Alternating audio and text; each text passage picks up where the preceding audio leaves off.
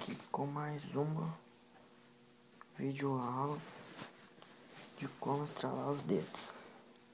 Primeiramente, você tem que ter uma mão,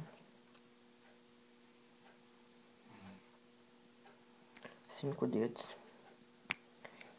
e você vai apertar para baixo.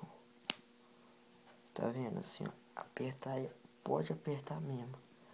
Não deu certo porque eu já fiz no outro vídeo, deu errado.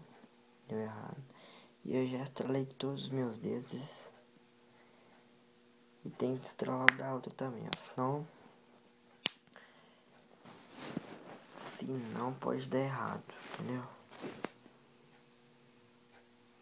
Muito cuidado,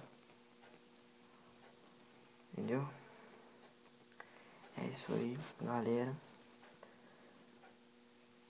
Tamo junto.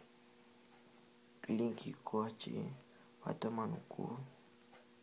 Um beijo, um abraço, um tiro, um soco.